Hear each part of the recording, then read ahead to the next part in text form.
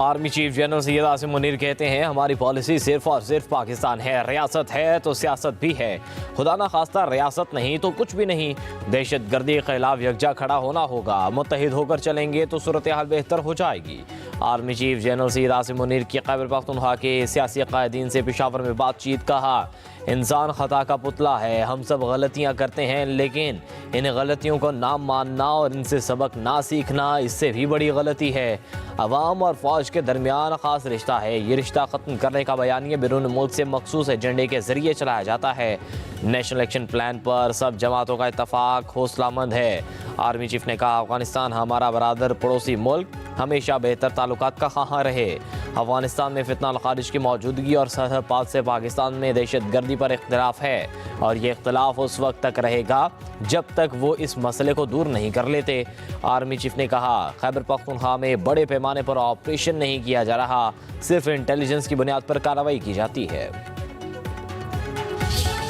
में अल्हम्दुलिल्लाह हालात नॉर्मल हो रहे हैं और जो वहाँ पर मोर्चे जो कायम किए गए थे वो मुस्मार किए जा रहे हैं। फितना अल खवारिज के ख़िलाफ़ जो अफवाज पाकिस्तान ने आर्मी चीफ की सरबराही में जो एक ऑपरेशन शुरू कर रखा है उसमें दिन रात कार्रवाइयाँ हो रही हैं। यकीनन इसमें बड़ी बेशबहा कुर्बानियाँ दी जा रही हैं। मैं समझता हूँ कि ये हम सब को इसका पूरा एहसास होना चाहिए कि इन्हीं कुर्बानियों के नतीजे में इंशाअल्लाह ये फितना अल खवारिज हमेशा के लिए दम तोड़ जाएगा। कुरम में हालात बेहतरी की तरफ आ रहे हैं। मोर्चे मस्मार किए जा रहे हैं। शेख और रोनोश और अद्वियात पहुंचाई जा रही हैं। उम्मीद है तमाम स्टेक होल्डर्स मिलकर क़याम अमन यकीनी बनाए। वज़ीर-ए-आज़म शहबाज शरीफ का विफाकी काबीना के इजलास से खिताब।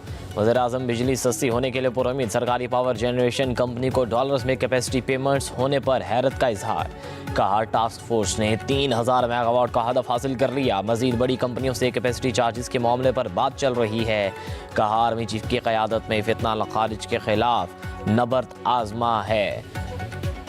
बलूचिस्तान में बड़ी तादाद में दहशत गर्दों को हलाक किया गया। दहशत गर्दी के खिलाफ फौज की कुर्बानियाँ काबिल सताइश हैं। उम्मीद है इन कार्रवाइयों के नतीजे में फितना खारिज मुकम्मल तौर पर ख़त्म हो जाएगी। ये वो पाकिस्तान के मुजरिम हैं कि जिनकी वजह से PIA की और अमेरिका की और लंदन की परवाज़ों पे पाबंदी लगी।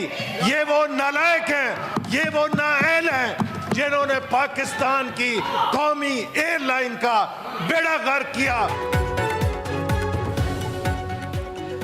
चोरी पर इनका इस्लामी टच नहीं चलेगा। तहरीक इंसाफ ने मुल्क दिवालिया करने में कोई कसर नहीं छोड़ी। वफाकी वज़ीर एहसन इकबाल का सेनेट में इज़हार ख्याल। सेनेट इजलास के दौरान PTI सेनेटर्स की शदीद नारेबाजी। एहसन इकबाल ने कहा, PTI ने अपना इंतखाबी निशान खुद छीना।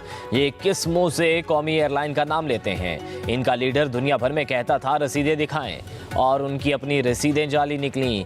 कौन कहता है मुल्क में सरमायाकारी नहीं आ रही? शिबली फराज सुन लें, चीन से 3 अरब डॉलर की सरमायाकारी आ चुकी है।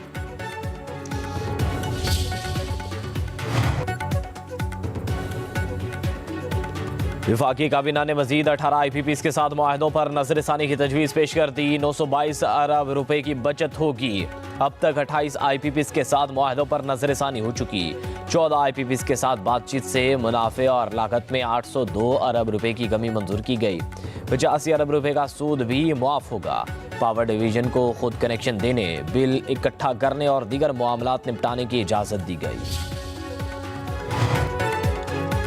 वज़ीर-ए-आज़म शहबाज शरीफ कहते हैं, उड़ान पाकिस्तान मंसूबा रोज़गार के नए मौके पैदा करेगा। नौजवानों को पेशा वराना सलाहियत से आरास्ता करना नागुज़ीर है। वज़ीर-ए-आज़म का प्राइम मिनिस्टर यूथ प्रोग्राम और IT अमूर के जायज़ा इजलासों से खिताब। कहा, पाकिस्तान का मुस्तकबिल IT शोबे की तरक्की से मुंसलिक है। वज़ीर-ए-आज़म की बैरून मुल्क मुलाजमत फराहम करने वाली जाली और बगैर लाइसेंस कंपनियों के खिलाफ कार्रवाई की हिदायत।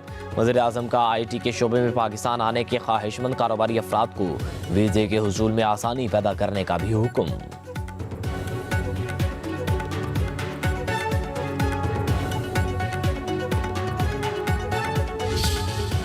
9 मई को लोगों का कोर कमांडर हाउस जाना सिक्योरिटी की नाकामी है। कैसे लोग बगैर हथियारों के कोर कमांडर हाउस में पहुंच गए? क्या 9 मई के वाकयात में किसी फौजी ऑफिसर के मुलविस होने पर ट्रायल हुआ?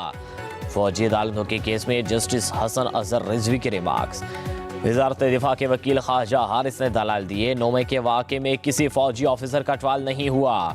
मुजाहिरीन पर इल्ज़ाम इमलाक को नुकसान पहुंचाने का है। जस्टिस जमाल खान मुंतकिल ने कहा कि इन सिविलियंस का किन हालात में फौजी अदालत में ट्रायल हो सकता है। आर्मी एक्ट के तहत तो जुर्म तब बनेगा जब कोई एहलकार शिकायत करे या मुलविस हो। आर्मी एक्ट का दायरा जितना वसी कर रहे हैं उसमें तो कोई भी आ सकता है। वजारत दिफा के वकील ख्वाजा हारिस ने दलाल दिए। किसी फौजी को काम से रोकने पर उकसाने का ट्रायल आर्मी एक्ट के तहत होगा। ज़माना अमन में भी मिलिट्री अमूर में मुदाखलत करने पर सिविलियंस का ट्रायल मिलिट्री कोर्ट्स में ही चलेगा। सिविलियंस का ट्रायल अचानक नहीं हो रहा। 1967 से कानून मौजूद है। जस्टिस जमाल खान मुंतकिल ने रिमार्क्स दिए। क्या फौज के काफिले पर हमला करना भी डिसिप्लिन खराब करना होगा? जस्टिस मुसर्रत हलाली ने रिमार्क्स दिए। सुप्रीम कोर्ट में फौजी अदालतों के केस की समाअत के दौरान मार्शल लॉ का तज़किरा। जस्टिस जमाल खान मुंतकिल ने ख्वाजा हारिस के वकील से कहा, FB अली पर इल्ज़ाम इदारे के अंदर कुछ लोगों से मिली भगत का था। FB अली केस में रिटायर्ड और हाजिर सर्विस अफरान दोनों मुलविस थे। जस्टिस हसन अजहर रिजवी ने कहा, इस पहलू को मद्देनजर रखकर FB Ali case martial law दौर का है। जुल्फ़िकार अली भुट्टो उस वक्त सिविल मार्शल लॉ एडमिनिस्ट्रेटर थे। जुल्फ़िकार अली भुट्टो को हटाने की कोशिश में FB अली केस बना था। मार्शल लॉ उस वक्त खत्म हुआ जब आइन बना था। ख्वाजा हारिस ने कहा, बात ठीक है लेकिन अदालती फैसले में इमरजेंसी के निफाज का जिक्र मौजूद नहीं है। जस्टिस हसन अजहर रिजवी ने रिमार्क्स दिए, FB अली केस में आखिर कोई मास्टरमाइंड भी होगा। साजिश किसने की होगी? ख्वाजा हारिस ने कहा, साजिश करने वाले या मास्टरमाइंड का ट्रायल भी मिलिट्री कोर्ट में ही होगा।